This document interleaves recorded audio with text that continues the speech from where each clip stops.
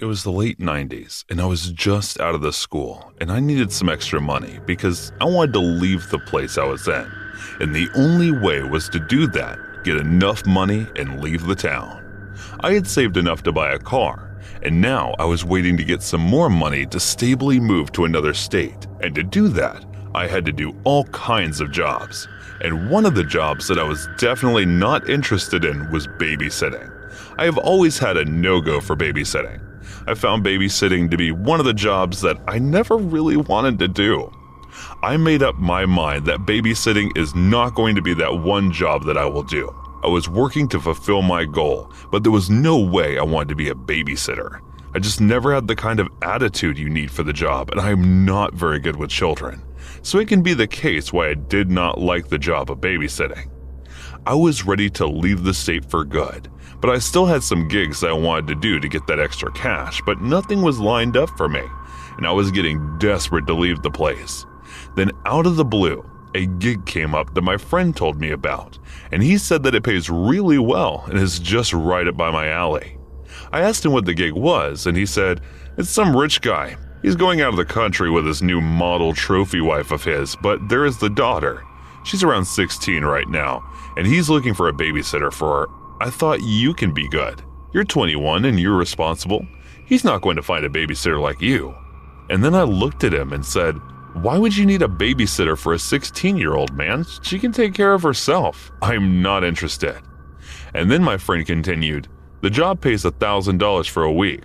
That is way too much. You can do the gig and then leave this place for good.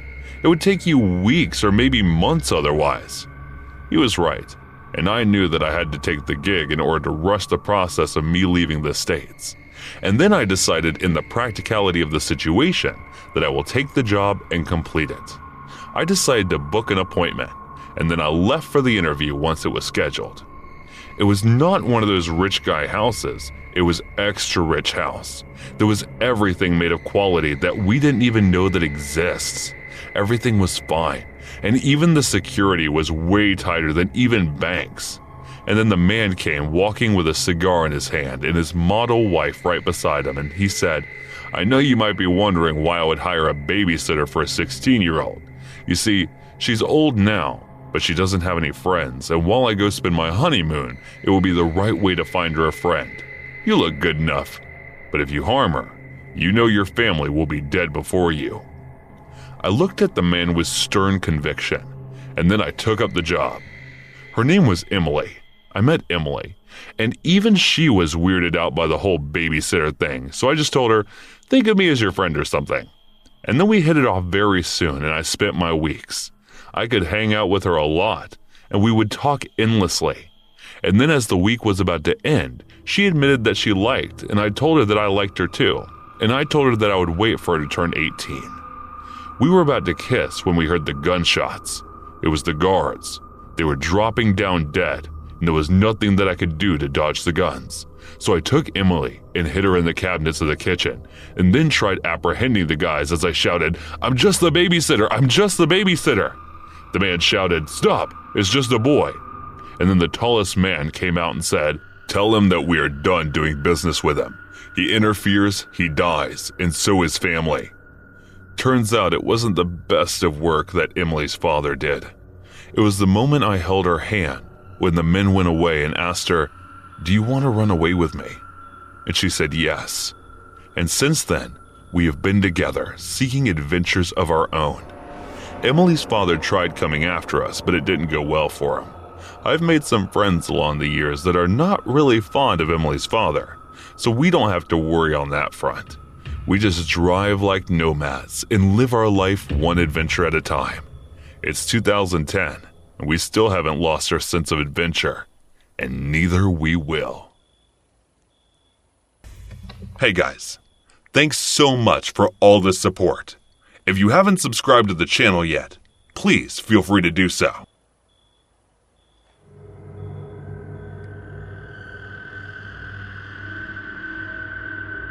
So for the longest time in my teenage years, I earned a few bucks a week by doing babysitting work. It always made me giggle at how there are so many urban legends based around babysitting. The serial killer that stalks the unwitting teen, The call coming from inside the house.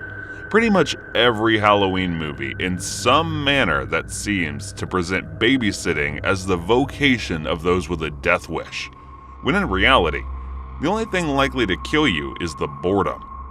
Sure, you get a bratty kid and makes an evening a little more challenging, but you get a good one. And you're basically sat on the couch for hours on end watching tedious cable TV shows and counting the minutes until the parents get home.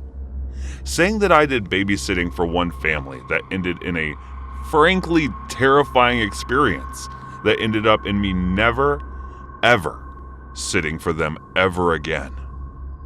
It only happened once, but sometimes once is enough. So I arrived at this big old house a few blocks away from my parents' house at around 6:31 Friday evening.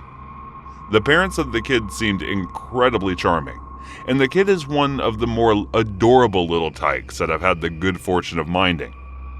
We go over a brief list of rules, what the kid is and isn't allowed to eat, how much I'll be paid, and how long I'll be sitting for, and that sort of thing. Then the parents head out to whatever fancy party that they had been planning on attending. All goes well for a little while.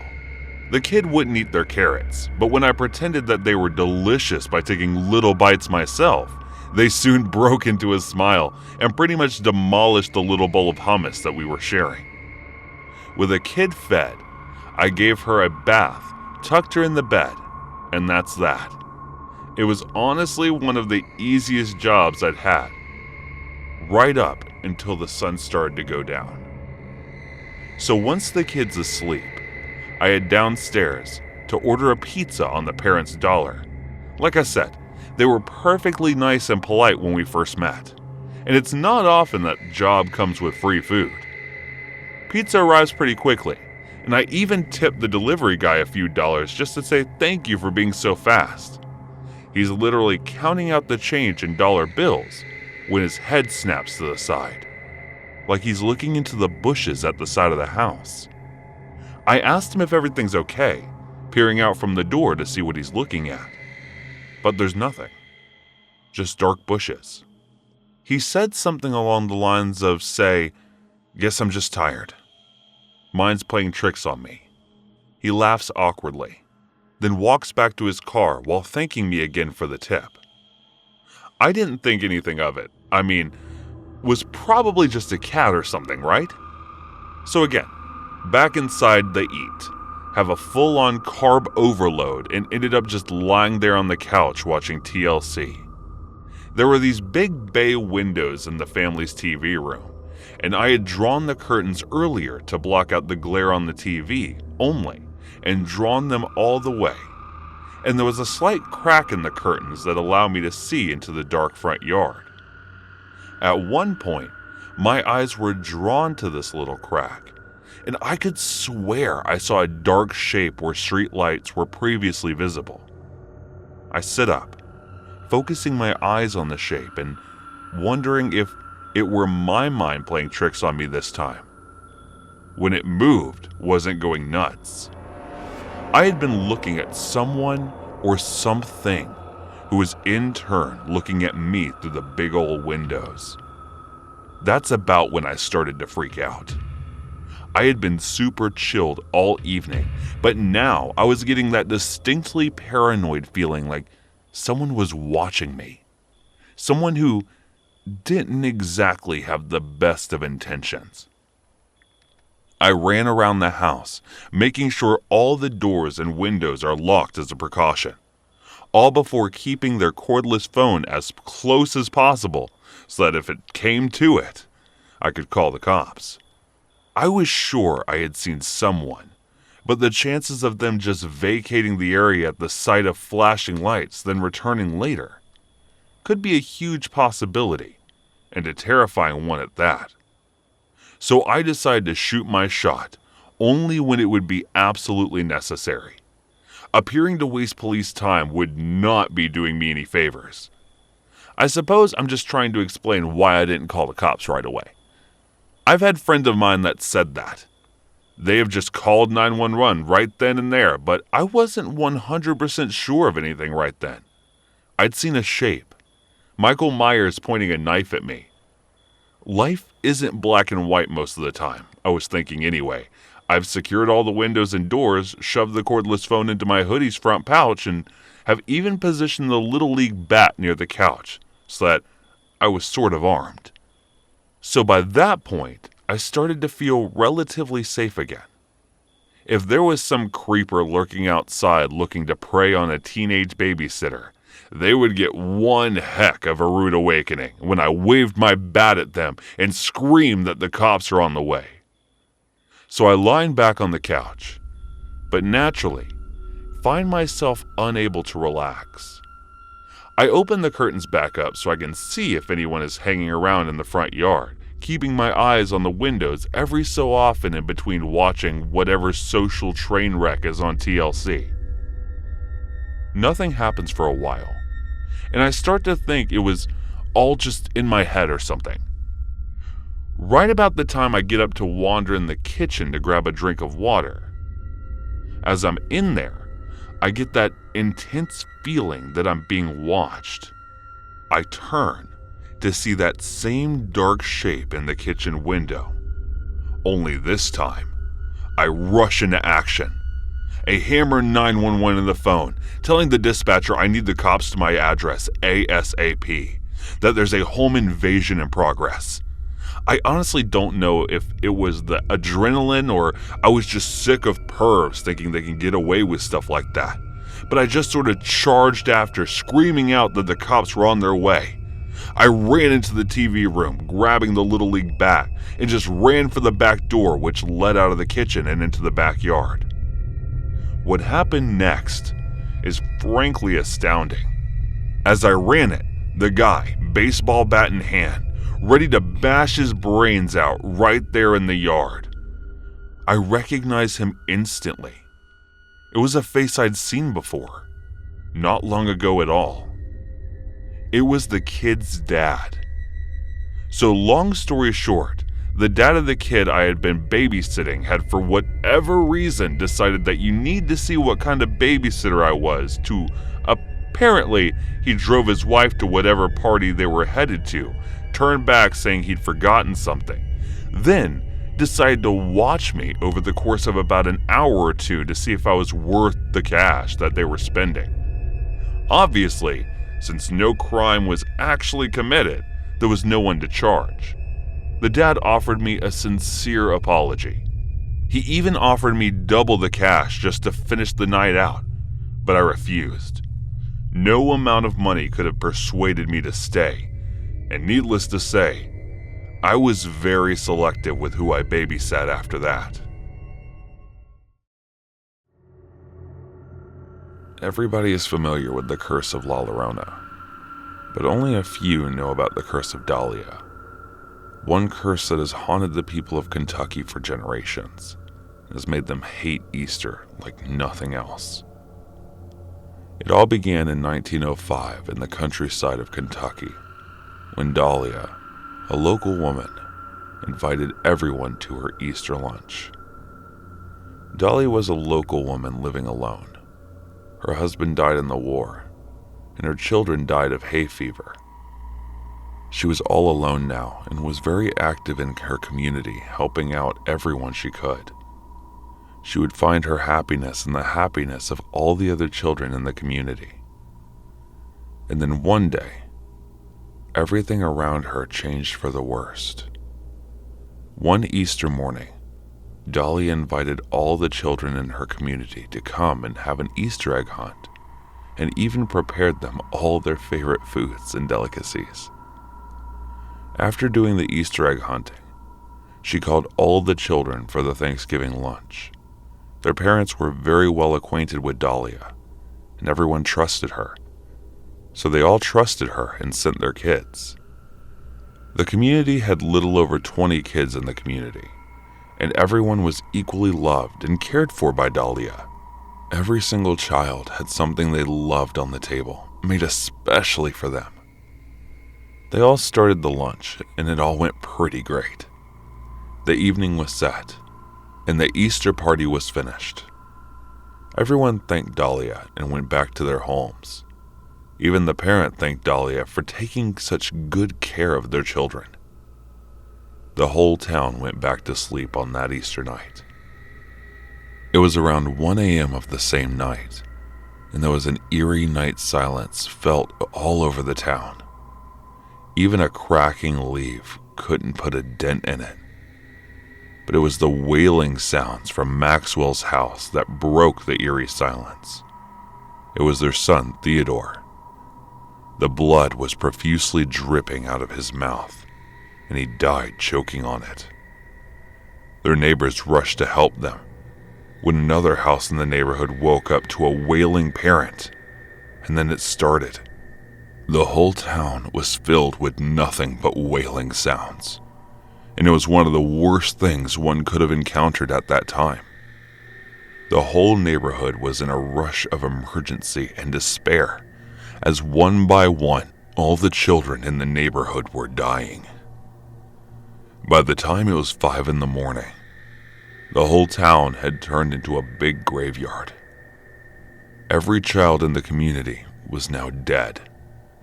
Some died in their sleep, and some died trying to get to their parents. The morning sun brought them chaos and darkness. Every single child that attended the Easter party Dahlia was now dead. They all died with blood coming out of their mouth. They were furious, and they went to confront Dahlia and barged into her home, telling her what happened. Dahlia was distraught to hear the news, and she pleaded that she wasn't guilty of the crime. But the townspeople were not ready to hear her case, and they blamed her for poisoning the food of their children. The people in the community were filled with rage and anger, and warned her about the consequences her action will now bring upon her. A large funeral was held for all the children. It was probably one of the gravest days the town has ever witnessed. The town had no evidence against Dahlia, and the leftovers were tested for the poison. No poison was found in any of her foods, and she was cleared by the police.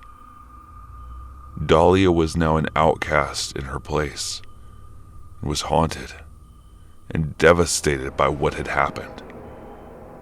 The whole community stopped speaking to her.